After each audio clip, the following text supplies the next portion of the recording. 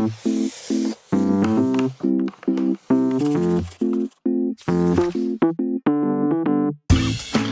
right. Well, good morning, everybody. Happy Tuesday to everyone out there. I know for some folks who had a holiday yesterday, President's Day, this might feel like a Monday. So welcome to another Aplos Webinar. Welcome back if you are a regular listener or you've checked out one of our webinars before. I'm Dan Kimball, and I'll be hosting and leading us through. And so typically, we like to run our Aplos webinars about 45 or 50 minutes, and then we leave about 10 minutes at the end for some Q&A. And just kind of off the top, I want to remind everybody that we do record these webinars. So if for some reason you have to bail out early or you find the content to be useful and helpful, we do have a lot of our folks out there that will use these later on for their staff or their board or other people they find it to be interesting. So this webinar series, we do once a month webinars here at Aplos. These are a service to you, the great nonprofit workers out there. Hopefully there's content and information that you can find practical, that you can put to work right away, we hope. And it's interactive, so we love the Q&A at the end. You can use the question box. I'll try to kind of keep an eye on them, but typically at the end is when we'll really address them. But sometimes something will pop up and we'll try to address it as we go. We also like to use we're pretty active on Twitter here at Aplos, and so if you are a Twitter user, you can use the hashtag Aplos Webinar. My Twitter handle is @FugitiveDMK, which is showing there right there on the screen.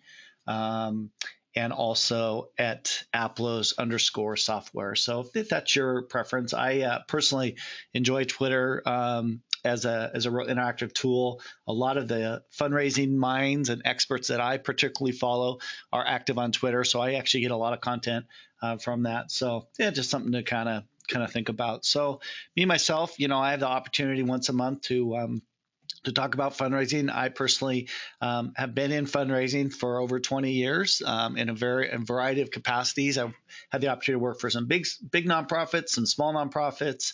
I'm a volunteer fundraiser now, even, and now I have the opportunity to help Aplos Software with our nonprofit clients and our faith-based churches as well with their fundraising and accounting needs. And so super excited to be able to share. So today's topic is kind of interesting.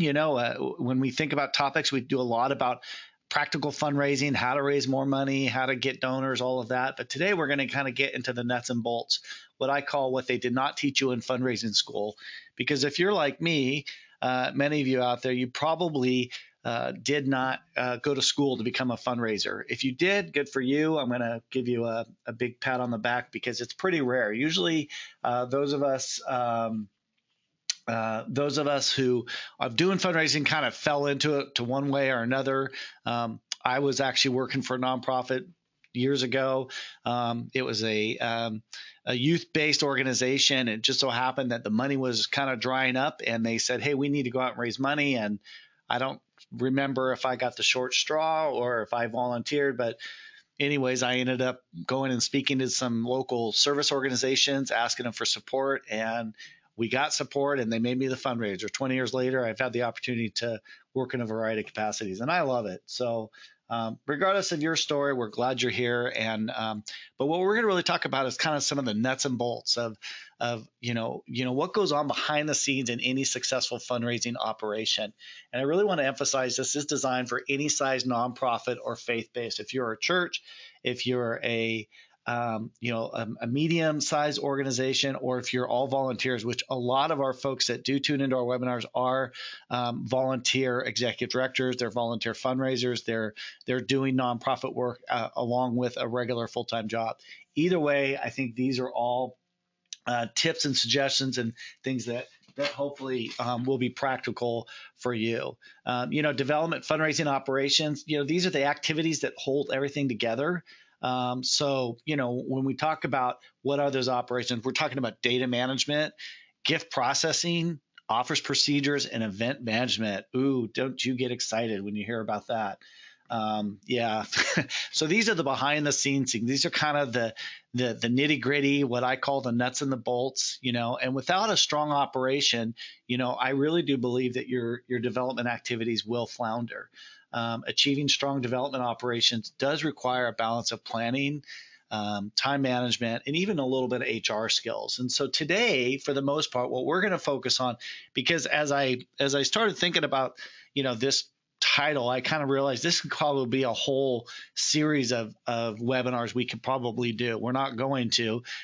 So I'm just going to focus in on a few things. Hopefully, you have a kind of a sense of your staff and who your staff are, and you know how to motivate them and manage them. But what we're really going to focus in on is several areas of the nuts and bolts, the behind the scenes.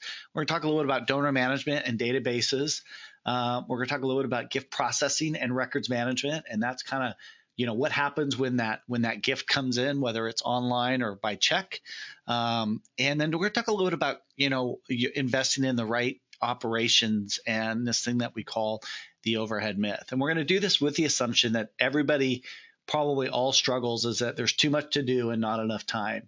I've rarely, in fact, I don't know if I've ever in my life met another person in this industry of fundraising, nonprofit management who has said, gosh, I just find by Thursday, I just don't have anything to do. If you're that person and you're way ahead of the game, I'd love to meet you and find out how you do it. Because as you all know, this kind of nonprofit work is challenging between the day-to-day and the fundraising and the managing boards and doing the work itself. It's very challenging. But that's why we're all here. We're here to exchange ideas and thoughts, and hopefully you walk away with a few nuggets of information that will help you do your jobs better. So with that, let's kind of get fired in. And just by way of introduction, let's talk about why do fundraisers, or nonprofit leaders, and you can interchange that word, why do we do what we do? And I found this article in a Chronicle Philanthropy a couple of years ago that I found really interesting, and it's this, and you can read the quote yourself, but if you can kind of get the ideas that Elizabeth Dunn of British Columbia studies human happiness, discussed her research at an international conference, and she found that charitable giving not only makes people feel better, but can actually lower their blood pressure, as reported by this Reuters Foundation.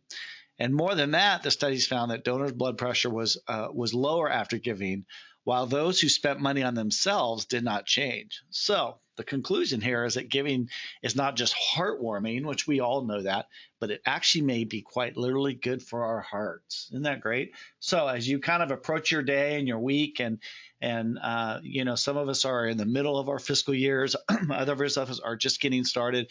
Just know that what you're doing is you're doing a service for your community and for those donors out there. So that's kind of a good reminder. So what's, development in a nutshell a little bit? Good development is honorable, and is noble and honorable. One of my personal philosophies is really, it's not about the money. And granted, I know that we all need the money to do what we do. We need those grants. We need those donations. We need the government dollars, however you're funded. But really, for me, it's about the relationship. One of my greatest joys in fundraising has been about experiencing transformation with people who get excited about a cause, who become engaged and become very excited about making an investment. So it's really about the relationship. So as you get caught up in these nuts and bolts, just kind of remember about those people that you're, not only personally impacting, but the donors who are a part of that team as well. People give because they understand the impact in the community for that, for individuals and organizations from their donations and investment. There are tax implications, especially this time of year. I'm sure you have people who are calling and saying, hey, I need my tax letter or whatever. But at the end of the day, I find that most people give because they want to be a part of an impact, not so much for the tax reason. Both those are there. People give to strength, success, and quality. Um, and, the giver has the right to enjoy the giving. It shouldn't be a frustrating process. It shouldn't be frustrating for the donor. And the donor should be given to a place or an organization or a church or a nonprofit that it's a good experience on both ways. And that's why we're going to talk about some of this back end stuff is maybe what are some little things we can do to make that a good experience for both sides. And lastly, I really do believe that development is fun. It's a great experience. Not every aspect is fun, but at the end of the day, I think it's really fun to experience some of that. Just real quick, Jamie, Jamil, the donor management question you have, we're going to address that here in a little bit towards the end. But yeah, that's a great question, and we'll get into that here in a little bit. So to kind of get things started here, let's talk about why people give. So development in a nutshell. But other reasons why people give, they believe in the mission and the stability of the organization. And I can't emphasize this enough. If your organization is, always, saying you're a week from closing down, or there's a lot of turnover, too much turnover, people kind of get a little worried that you're going to be there. They want to know that their investment's going to kind of stand the test of time, for lack of a better word. They have a high regard for staff and volunteer leadership. Relationships that are continually being developed and strengthened, and they want to make an impact. So why this is important, because as you think about your shop, whether you're a 1-person, 3-person, whether you're out of the house or you actually have a physical building that you're renting or you work out of, whatever that situation, think about that experience for the donors and for your organization. What does that look and feel like? Because the result is, if it's a positive and it's easy, then people will be more likely to become involved in your organization. It's going to be a good experience if you're a fine-tuned machine, a well-run organization, kind of thing. And this isn't about having splashy, fancy brochures or anything like that. This is really about, do you have, all your bases covered, that we're going to talk about a little bit. So kind of as a starting point, this is a common question. This is one that I probably I have the opportunity probably 12 to more times a year go and meet with locally in my community where Aplos is located, to meet with boards and nonprofit leaders. And this is usually my very first question is, are you using any kind of donor management software? And you can, answer that yes or no on your own. I'm going to say if you are, great. And if you're not, I'm going to spend a little time here talking about donor management. And the bad news is that there's a lot of pressure out there for people to get on it. The good news is that there's a lot of options, regardless of your size of your organization and or your budget. I think there is really, in this day and age, something for everybody. Aplos started as an accounting software company out of a kind of reaction because our founder felt like nonprofits needed a little simpler, a little more inexpensive version of accounting, and we did that. And so, and with that, now we're kind of going to be talking into donor management software, which we now are going to have, and we'll talk about that. But that's not really the point, is talk about our donor management as much as, do you have one? Here's the most common reasons I hear for people who don't. They don't really know what a database can really do. In other words, they see it as kind of fancy technology. Maybe they don't feel like they have the manpower to manage it.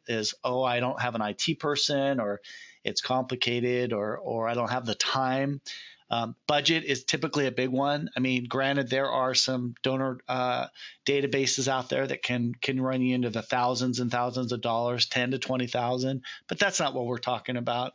Some people don't use it because they don't know how it enables effective fundraising. In other words, what's the big deal? And then some people don't feel like they get, maybe they're not funded a lot from individuals. In other words, they're largely funded by grant or government support, and they don't need it. And I'm going to kind of say as a start that I'm hoping that attitude will change if you don't use database. If you do, maybe there's a few things here that will kind of help as some reminders. Well, first of all, your database really should help you focus on your work. So you're asking, and this is one of the keys to fundraising. And I've talked about this lots in my previous webinars, and it's kind of one of my personal, themes as I talk about fundraising. You want to really make sure that you're asking the right person for the right gift at the right time for the right purpose.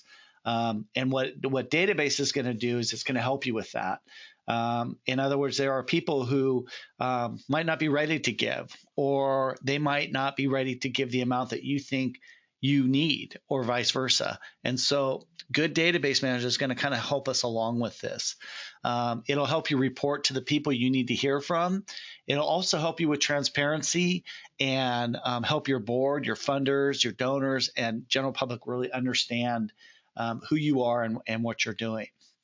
So let's talk about what good fundraising database should help you, how it should help you work, what I would say smarter and more effectively. First and foremost, it will prioritize and segment your mailing lists. And we'll talk about that in a couple, or if you have questions on that. But basically, when we talk about segmenting your mailing list, it's what a lot of people do is they send all communication to their entire database all the time. And good fundraising practices and with a good database will allow you to maybe change that to where you only are sending things to a certain group of people based on what you know about them. Probably the biggest example is everyone does, or most people do, some kind of year-end appeal, Christmas appeal, something around the holidays, whatever you call it, holiday appeal. And many times what they do is they just send it to everybody instead of saying, well, we only want to send it to a certain group of people. Maybe, for example, you already have people who are giving monthly. They're a monthly donor, or people in your database who already give every November. Don't send them that year in, because they're going to think, wait a minute, I just gave, and now you're asking me for more money. So those are the kinds of things when we talk about segments is grouping your donors, kind of into various buckets, for lack of a better word, so you can better understand them. The other thing a database will do is help you manage and track your prospects, who's giving, when, how much, why, those kinds of things. It will also help you steward your current donors. Stewardship is a very common and a good practice in fundraising. And that's where, once that gift comes in, what are you doing to kind of what I call show them the love, show them that donor love, inviting them to things and letting them know you're out there, kind of stuff. Identifying future donors, meaning that you have people who are interested in your organization, but maybe they haven't given yet. How are you tracking them? Where is that name and email living? They'll help you measure and forecast. So you know that, for example, you've got 300 names in your database, and let's say 50 of them are giving. Well, maybe you set a goal that by next year we want 100 of those names giving. And then finally, a good database will help you ask the right person for the right gift at the right time for the right purpose with some of these strategies. Obviously, the databases all have different bells and whistles. Some do more than others, but I do really want to emphasize that if you're just using Excel, I am going to really ask that you kind of think that through a little bit and say, how much can't do by just that. In other words, when I think database, I think more than just an Excel spreadsheet, though that's a good start. I don't think there's many people out there that are still using just, the old, Rolodex cards, but certainly I would hope that people are considering some kind of basic database at a minimum level. And towards the end of this webinar, we'll give you some specifics. Obviously, Aplos, that's something we can talk about, but the purpose is more that you're getting into something. Would also like to know from some folks at some point if you're happy with what you're using and why or why not. And I don't really want to hear about names of companies, but what features are you looking for? And by the way, you can use our Twitter account using the hashtag Aplos Webinar, or my Twitter at FugitiveDMK, FUGATIVEDMK, if you want to interact with us a little bit. So, do you have a database? Of course, data is one of your most critical assets. So part of that nuts and bolts, that back end operation is you're running around making sure the programs are being done and the volunteers are where they need to be. But are you protecting your data? Is your database, first of all, is it safe? Is it protected? And how are you using it? In other words, it's the old thing about garbage in and garbage out, meaning that just because you buy a database or purchase some kind of software doesn't necessarily going to make you an automatically a great organization. It's how you use it and how you protect it. What kinds of controls are there with it? Who has access to it? Those are all questions you kind of are going to want to think about. Most databases nowadays are what we call cloud-based, meaning that the data lives in the cloud, and I would say the majority of them are safe from a cyber standpoint. But when I say safe, meaning internal controls. A fundraising database serves as your institutional memory. If someone leaves your organization, the database should allow that successor to pick up where he or she left off. And I've personally experienced this, and I don't know if you have, but where I've gone into a new organization, and it's kind of like, okay, where do I start? Well, the old days you would start with a filing cabinet. You go through files. Well, now hopefully you can learn a lot of information by looking through a database. What kind of contacts have been made? Who has or hasn't been contacted? How much has been given? How many total records do you have? Those are kinds of things that you can really learn a lot. And really, as an organization, I really believe that it's our responsibility as nonprofit leaders and faith-based leaders out there is to leave your organization in better hands than when you started. If you were a founder and someday you're going to retire or move on, or if you're just a employee for that organization, it really is our job and a service to your community to leave it in better hands than when you started. So why not leave good institutional memory for those who are going to come in after you? So just kind of an interesting thought. I remember very distinctly working for a nonprofit, and one of my colleagues would always kind of joke, and his kind of mantra was that he wanted to, in a sense, work himself out of a job, meaning he wanted to do such a good job that he didn't feel like the nonprofit needed him anymore. And I thought that was a real interesting, thing to think about of that kind of approach. A fundraising database will help you work smarter, faster, and more efficiently. When people say they struggle with time management, I'll give you an example. A lot of donor management systems, for example, they'll just as an example create a little dashboard for you and just give you some reminders. You need to call Fred Jones this week. So and so's birthday is next Monday. It'll give you a way to, and even help you calendar your time when it comes to your donor management. So when we talk about working smarter, faster, more efficiently, you're spending a little less time on digging and where things ready available to you. So when we talk about nuts and bolts and those behind the scenes and those things you didn't learn, what I like to say in fundraising school is, how do we do things a little smarter and a little faster and a little effectively? And as a starting point, I'll say your database is a good point. So with that, I'm going to ask you, so you have a database, and now the next question is kind of like the old, that commercial that's floating around about the credit card is what's in your wallet? And I'm going to say, what's in your database? Do you know your current donors? So it's one thing just to say, okay, well, we bought a database, we're ready to go. Now you have to say, so what's in it? How many donors? So I'm going to kind of ask a series of questions that I like to ask when talking about donor database. And these numbers obviously can skew based off your own, where you're coming from. But do you know who your top 50 donors are? Do you know who your top 100 donors are, or 200 if you have that many? Do you even know who your top 10 donors are? That's something that you should know what's in your database. Do you know why your largest donors are giving to your organization? When I say, why, meaning, are they alumni? Did they personally experience the services of your organization? Are they members? So on and so forth. And by the way, we have a question about whether or not you'll be able to print the presentation when it's over. And yes, the answer is yes. So what we do is we will send you an email, everybody that participates or signs up for our webinars, with a link, and the slides will be available as well as an audio recording. So you'll get two versions. You'll get the ability to review the slides, and I'm pretty sure you can print them. So anyways, that's a great question. But they will be available for you. You're welcome, Joy. So another thing you want to consider is what areas of interest your donors are giving to. Are there patterns emerging? So an example of that might be, maybe you have people that are giving to a specific program, project, thing. What patterns do you see?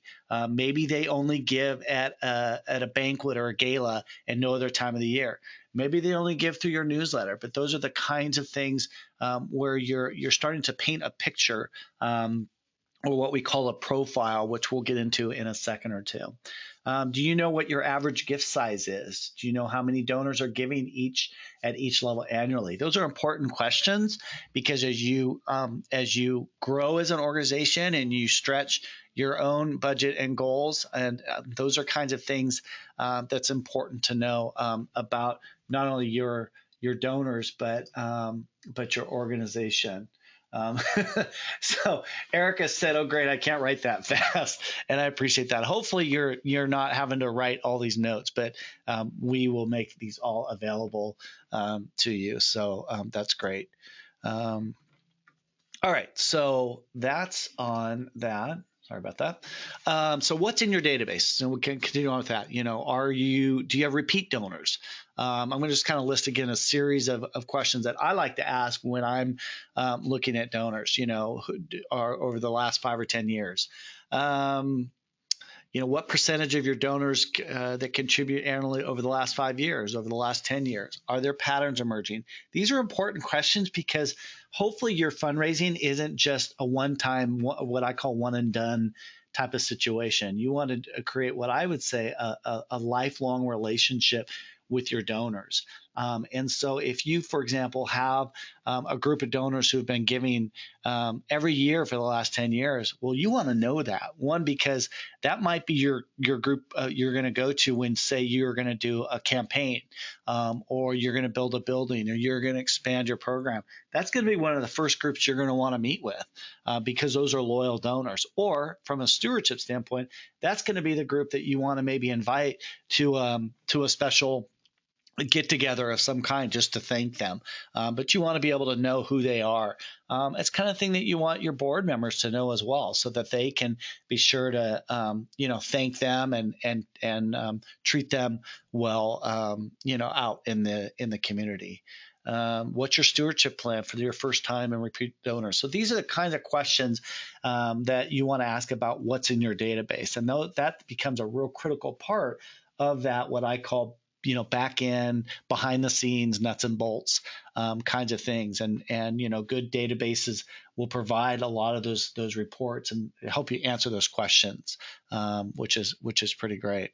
So with that, what you want to begin to do, as part of this, behind the scenes work, is you want to begin building profiles on your donors.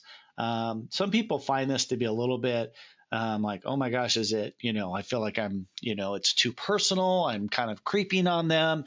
And it's certainly something that over years I've become very used to. I think donors who do give to organizations know that nonprofits want to know information about them. This is an information that's, I believe, personal. For example, we never ask for a social security number, kind of thing. But we want to know a little bit about them. We want to know the number of children they have, how old are their kids, are they married, were they involved, do they have grandkids, do they have siblings, all those kinds of things. And databases will allow you to do this, that some easier than others, some you can do it in notes, but the reason is then you start to get a better sense of who that donor is and also kind of where they are in life. So for example, if I'm a nonprofit and I have a donor, and he's newly married, maybe he or she, this couple has been married for 2 years.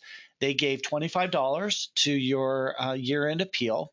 I'm probably, just from that, and maybe I know a little bit about where they work. They're both young career, no kids yet. I'm going to approach my ask or my relationship with them maybe differently than somebody who's got 3 kids at home, and even more so somebody who has, like in my case, I'm about 3 months away from having my youngest child out of the house. I know I sound a lot younger, but so I'm going to be empty nest. So hopefully the nonprofits that I support are going to say, hey, we're going to kind of get to know his stage of life a little differently. So hopefully that makes sense. Is kind of what you want to do. Jeff, I'm going to come back to that question. I'm going to come back to a couple of these, Jeff and Joy, as we go, if that's okay. So we'll keep going, but I will come back to those questions. And if for some reason I miss it, remind me. So you're building kind of this profile. Other things you want to know is past involvement and activities with your organization, and ideas for future involvement. How did they come to you? How have they been involved? And as you get to know those donors, you might say, hey, a classic example is this person might be a great person for a board member down the road, or boy, he or she would be a great volunteer for one of our projects, or team leader, or so on and so forth. Verified interest in your organization. Did they come with a friend? Did they come because, again, asking those kinds of questions. What's their background? You can see these, and I'm not going to read through everyone, but again, what you're basically trying to do is kind of create and paint this picture, who they are, how did they come to you, and what level of engagement or involvement are they with you as you kind of get to know. So that's kind of your donor database, your donor profile. So you have a database, and you want to kind of know who's in your database and creating profiles of who they are, so you can better customize your nonprofit for those. Thanks. And again, we'll answer some of these questions here as we go. Oh, there's a question about how do you gather some of that information.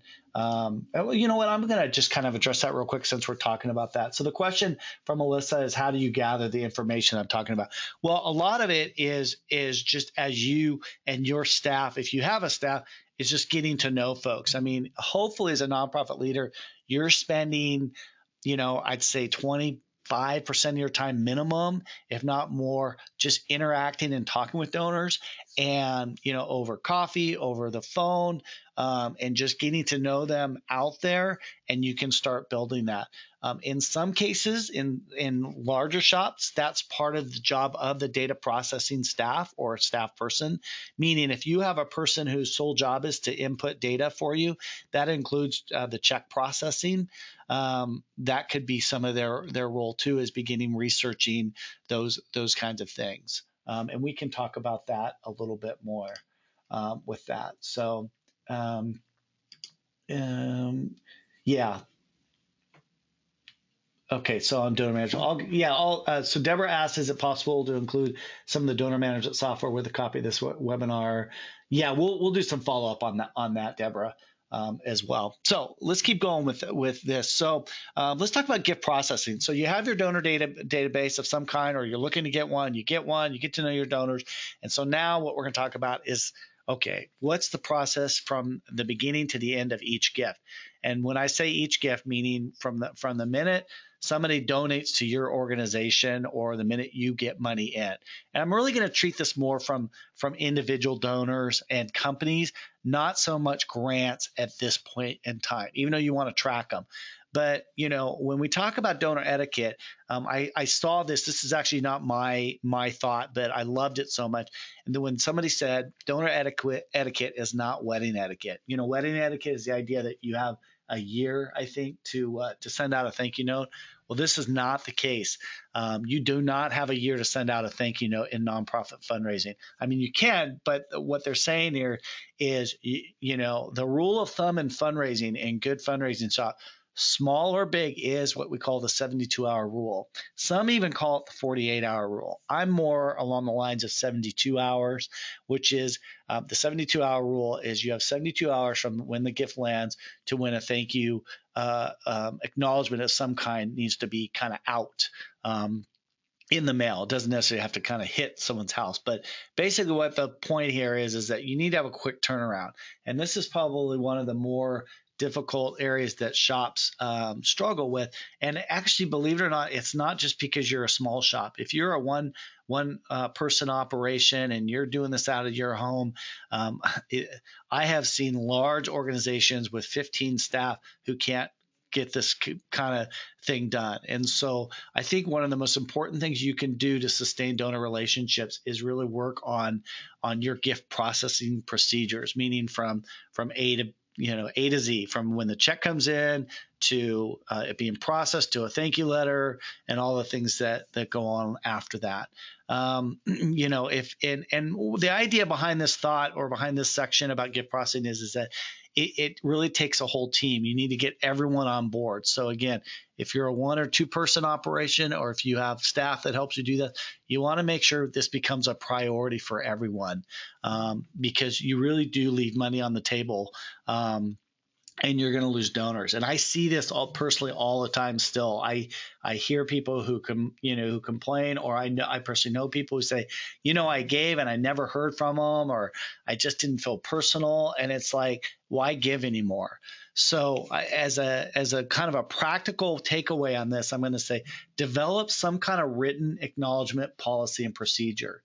And this does not have to be a 15-page document or a huge deal. There are resources out there, which I'm going to share with you here. But no matter your size, assure that you have kind of a system in place. And basically, this is just, okay, gift comes in. What is your gift acceptance, policy and procedure? Checks, cash, credit card. Where does it go? Who processes it? Who checks off on it? What are the checks and balances? And then what's the process for a thank you letter? Who signs a thank you letter? Some institutions, the executive director signs it. Some institutions, the volunteer board members sign it. So you want to set up a time for those board members to either come in or hopefully you're not doing electronic signatures, because I don't personally believe in those. But all those things that kind of in place. So if you Google in, and hopefully when you get these slides, there'll be links attached to it, but the Association of Advancement Service Professionals, and then AFP, which is the Association of Fundraising Professionals, they have a document called Developing Fundraising Policies and Procedures.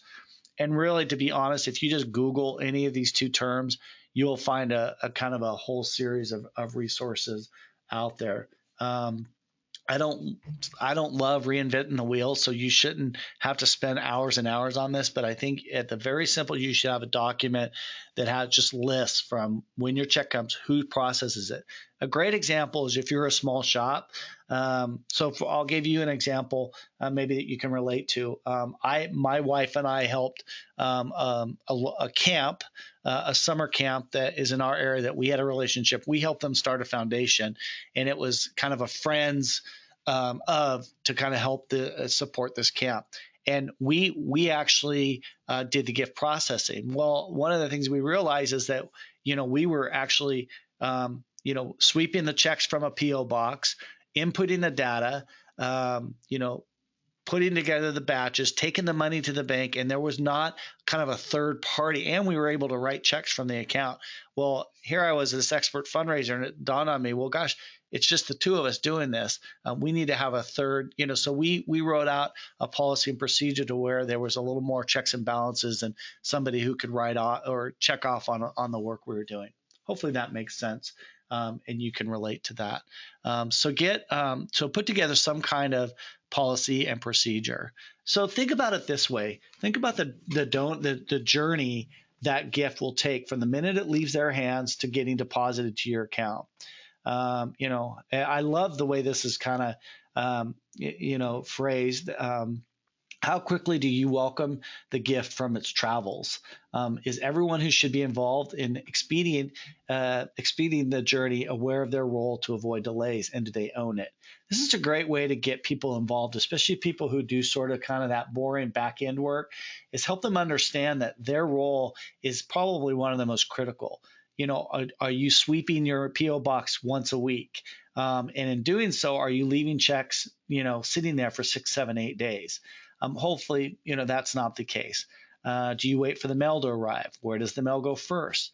In other words, maybe you have a part-time person that does gift processing, and they only come in on Wednesdays and Thursdays, and you're sweeping the box on Fridays. So it's those kinds of things that maybe you want to think about a better timing of that. Where do credit card payments go first? So these are a series of questions. Once a computer generated letter is produced, what happens next? Once the thank you is signed, what happens next? In other words, is it signed? Is it immediately sent out? Does it wait 2 or 3 days? Those are the kinds of things that can quickly, sort of backlog getting those letters and those acknowledgement and the follow up out there. Not having clarity on answers to these questions can easily tack on several days to a week to your thank you letters journey. And just kind of that idea of, from a donor perspective, how important that would be for them to know that you cared so much to do a quick turnaround, a personal letter, and some of those kinds of things in there. I do want to kind of mention that an online receipt is not a thank you. You can certainly thank them, but a receipt and a thank you can be very different. A receipt is kind of that legal document that you have to give people.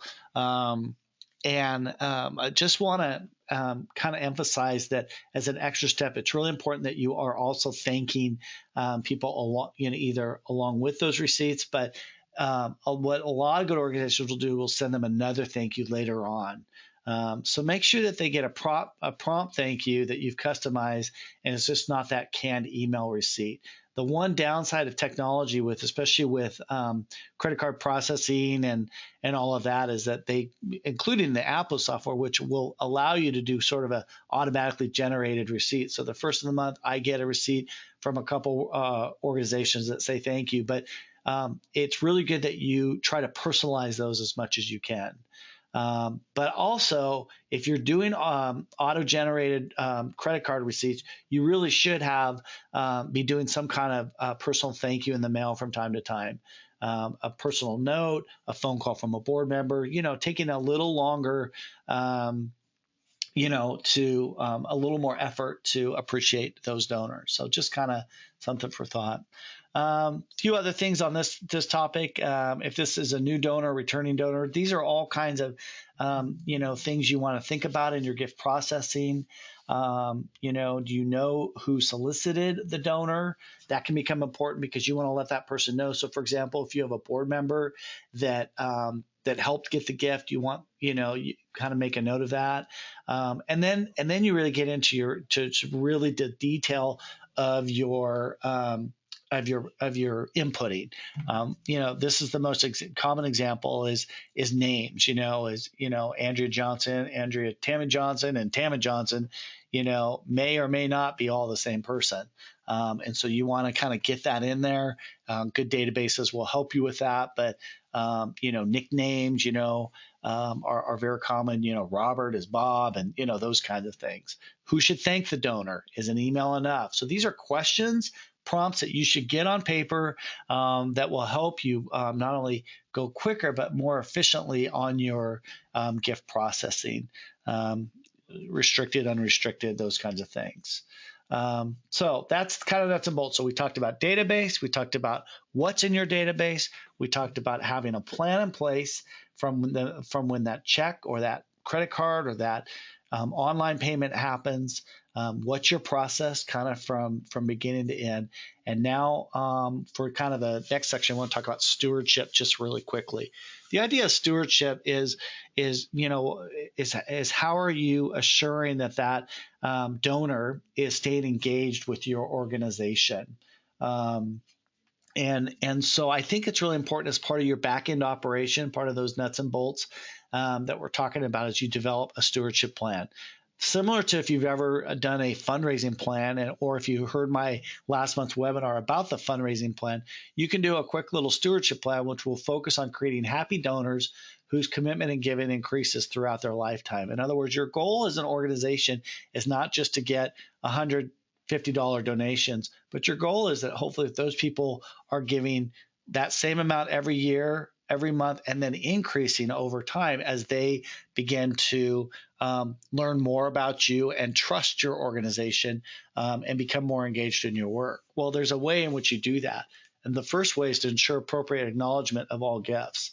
So that's why that data in is so important, making sure that you're getting, and you're staying in touch with those donors. And I mean, I've been on the unfortunate end where I made a mistake as a nonprofit leader and I didn't keep enough attention. And so, for example, I did a thank you letter to a couple, and I didn't realize that one of the spouses had passed away like 4 months earlier, and that donor was a little upset with our organization. So it's just little things that you can do to personalize. Determine the levels of personal acknowledgments from leadership and participants. What that means is that if you have if an average gift size is $100 and you have somebody that gives you $5,000, that's a big gift for your organization. You want to maybe change how that person is acknowledged. They don't want to just get the normal thank you, but maybe they want to get a phone call or a second letter from the head of the nonprofit or the head of the board. Determine how you want to communicate to various people. We've talked about this in other aspects, but stewardship becomes a really important part. Recognizing your giving levels, communicating to your donors through various mediums. So in other words, you don't want to do the same thing every time to all the people. Maybe you want to do birthdays or congratulation cards. You know who your top 25 donors are. You want to follow them. And for example, if one of your donors gets recognized from another nonprofit or in the business community, heck, you want to be right there and make sure you send them congratulations or even buy a table at that event to recognize them. So these are all ways in which you want to. That goes back to ask for the right amount for the right person at the right time for the right, and that's all getting to know your donors.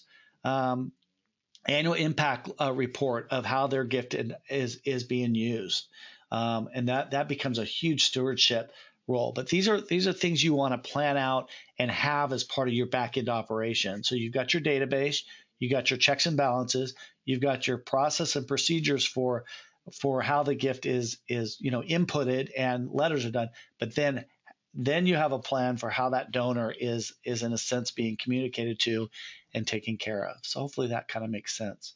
And sort of for the kind of the last section on today's webinar, we're going to talk really quickly about fundraising operations and the overhead myth.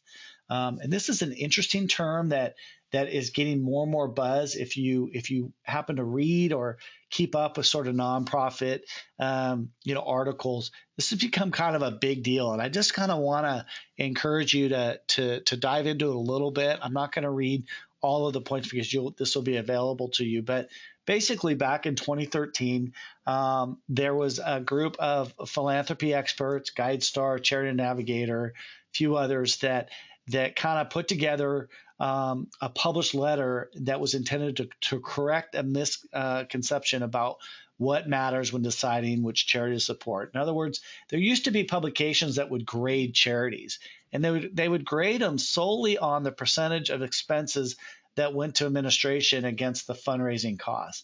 And the problem is that there was a lot of overhead. We call this overhead.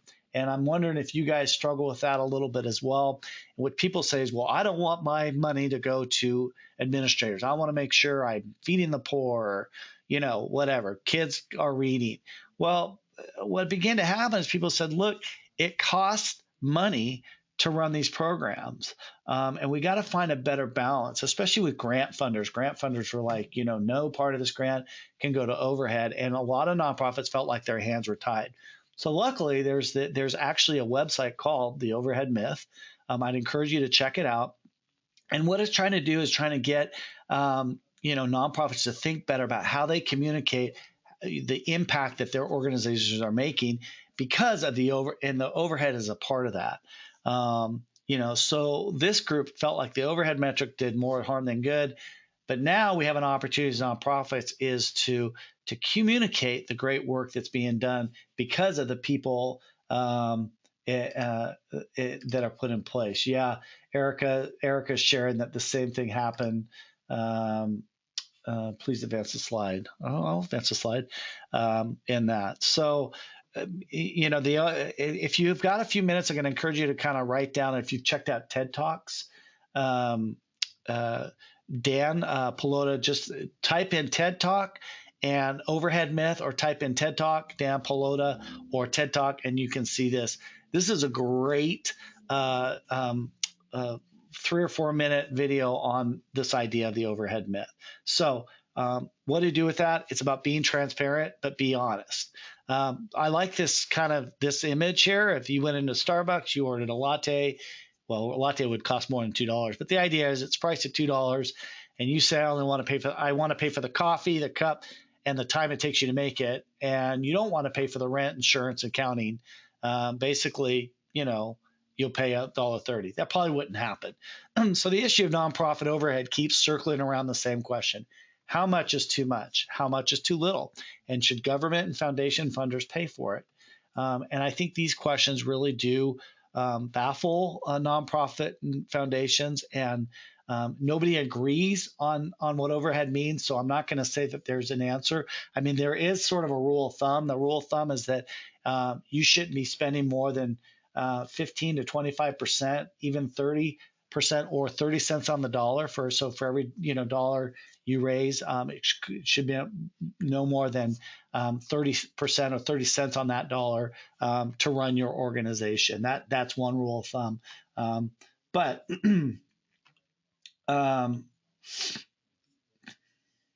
what do we think about charity? Oh, thank you for that link on there, Deborah. So the way to kind of get past that with that myth is to really address, really talking about what is your organization aiming to accomplish. What are your strategies for making this happen? These are ways in which you can communicate to your donors, communicate to people. What are your organization's capabilities for doing this? How will your organization know if you are making progress? These questions require reflection, transparency, and focus on what matters. Now, certainly that we all know that there's cases out there of people who have abused, charity, and those need to be held accountable. But what we need to really do is really encourage you guys as nonprofit leaders is to work hard on your messaging, pull data from your software. I love this thought is if your organization doesn't pay for good accountant or software or accounting staff, it probably won't have adequate controls and more possibility of fraud or mistakes. If your IT system isn't current, you're limited by what you can do. And the same is true here. If you have a costly computer crashes and waste time on doing things, you don't have anybody fix it, it's going to, bog it down. So the mentality of do more with less often doesn't really allow you to do much. So I want to say is that don't apologize. Be smart and be humble in what's appropriate for your organization. If you're a $1 million a year annual revenue nonprofit and your executive director is asking to make, I don't know, 400,000. Well, that doesn't quite fit. I mean, we all kind of know that. The place to begin is knowing your nonprofit's goals and what it takes to achieve those goals. And for example, if you're building a new facility that will further your mission, the administration costs will go up significantly, but that's not necessarily a bad thing. In the end, it multiplies your impact. So, kind of work on those numbers. The fundraising plan that I talked about the last webinar, which is available off our website, by the way, is a great way to kind of help with some of that. So hopefully that kind of makes sense. I know some of you have already in the questions have related with that. And so I think the idea is talk about impact, talk about the things that the monies are being used to make a difference, and not just breaking down, well, it costs, this much to program and this much administration, and that's it. But talk about how the two come together. I'm going to kind of buzz through the last couple slides so we can have time for questions. But, how effective is your organization? How efficiently does you carry out your mission? How many lives are being impacted? This is huge. A lot of groups don't talk about that. And look at your fundraising efficiency. How much does it cost you to raise $1, and how successful are you doing that? So I think addressing the overhead myth and knowing how much it costs to run your organization is a huge part of that, what I call back end nuts and bolts type of thing. So So let's do some kind of final thoughts. And again, there's tons more in here, and I understand, but I thought just this would be a great way just to kind of get you thinking in the mindset of of back end operations. And so obviously, the point here is a well-run fundraising shop, regardless if you're a volunteer or paid staff, can be the difference between not growing, more donors, and better use of time, energy, and resources. So I'm going to say take advantage of the resources and technology that can help you run a better operation and spend more time on your mission. I want to just, again, emphasize that this isn't about, well, the big shops have more resources and so they do it better. Sometimes the small shops do a lot better job because they can kind of, get through that red tape. The idea here is, if you're a small organization, then start on some that small, find some technology that's small. I would like to kind of mention a couple things, and then we'll do some Q&A, is that here at Aplos, we are a accounting software, and so if you're interested in that, please visit our website. But we also, in the next about 6 to 8 weeks, are going to be releasing a donor management product as part of Aplos. And if this is something that you are interested in, when we send our email out with the slides, we're going to send you a link with a quick survey. If you're in the market for donor management, we're going to kind of just ask you a series of questions just to kind of find out where you're at. If you might be interested in our product, I can also help with, I probably won't recommend companies, but what I can do is help you of what questions you should ask if you want to be shopping for donor management, because it's not really just about the cheapest, what's the cheapest. It's what's going to work for your organization and the type of organization that you are. So you'll be getting that in a follow-up email. So with that, I want to leave some time for some questions. So I'm going to start from the most recent. I'll work my way backwards, and if I miss anybody, just go ahead and retype it.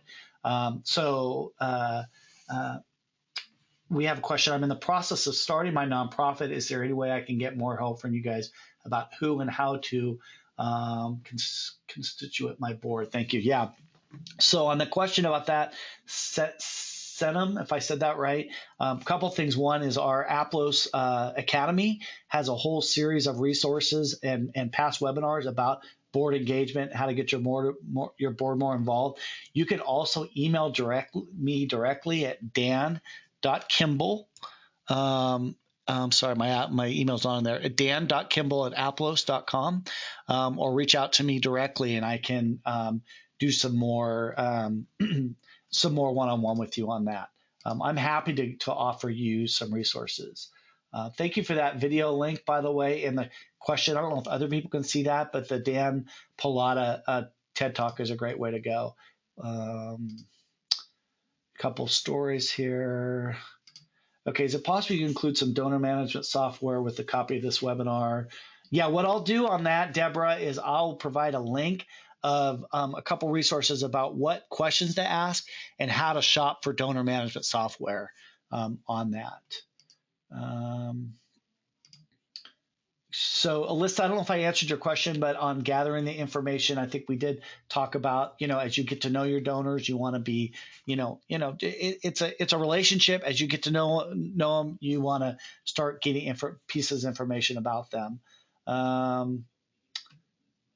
Sorry if I missed this information, but this information manually put in by organization is the information that is made known to us or us. Okay, so I think Joy is asking about automated. Is information put in by organization as the information known to us? Well, it's a little bit of both. And what I think the question is, are you putting in the info as you find it out, or is it automated? It's a little bit of both. So a lot of good donor management softwares will have what they call a notes, or we call them report of contacts. So as you're talking with somebody, maybe you find out that one of your donors' grandson is in the hospital. That's a good thing to put in the notes section, and as a reminder to somebody, as a task to, hey, send a card or to the family, or even if it's appropriate and that donor, go visit that person in the hospital. I actually spent a lot of my time over the years as a nonprofit leader, as a fundraiser, visiting with people in their homes, in the hospital. It becomes a very personal relationship, and it's not about whether or not they're going to give anymore.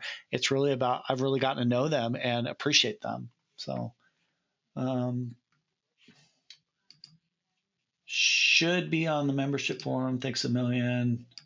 Our income is about $150 a year. 2 employees. We're willing to show our books to potential donors. Would that be a good idea? Yeah. Well, you kind of, as a 501c3, you kind of have to show you have to be transparent. I don't think it's a bad thing. I just don't think showing your books is going to help people as much as if you did like an annual report or a recap. I don't know too many people that will call and say, I want to see your books. They might want to see a recap. So what I would say is do an annual report, and tell them how much you spent as a whole. So, but yeah, you should always be. We use Access web-based app for our client database. Can I integrate this maybe with Outlook to create a donor database? I can't honestly say I don't know, Melinda, on your question. I do know a few people still do use Access, but I have heard it tends to be a little kind of little archaic, not as donor as user friendly. Sorry about that. And so you would have to you'd have to talk with our support people about that, and you can email me directly if you want more info on that. Okay. Did I miss anybody? Yes, we'll print. We'll make this available. For a new but not national nonprofit, what are some good best practices for moving from single donor grant dependence to robust pipeline of repeat donors? Jeff, so that's a great question. We do have a number of kind of national nonprofit folks with Aplos that ask us this often, and I think one of the things is just telling your story. If you ever visit Charity Water, the nonprofit Charity Water, they do a wonderful job about telling their story, their messaging about getting donors and what their donors' money go to. So I think as a national organization, the idea is get to know your donors as if they lived in your backyard. And you can do that through personalized emails, through how you thank them. You might even consider, doing some regionalized events where maybe you can get a volunteer to meet with a group of donors in a in that location. So once again, my email is Dan, D-A-N, .Kimball, Kimball, at aplos.com. And if you just go to the aplos.com website, I think my info's on there as well. Okay. Any other questions? We're at about 11:03, a little bit over an hour. Really appreciate everybody kind of hanging on there with us. I know that there was kind of lots of nitty gritty in this one. This will make this available for you for replay. If you want to email me any direct questions, I'm happy to offer any other insight, input, lead you with some resources.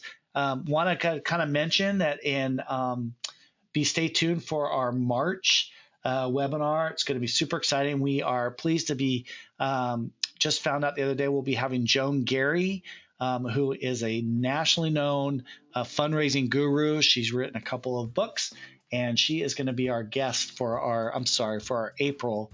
For our March. It's February now. For our March webinar. So you'll be getting an email about that, and I hope you can join in to listen to Joan. She's just a wealth of information and a super great person. She's done some amazing work in the nonprofit world. So thank you guys very much for joining in. Hope you guys have a great week and happy fundraising out there, and good luck with all your efforts, and we'll talk to you again soon. All right, goodbye.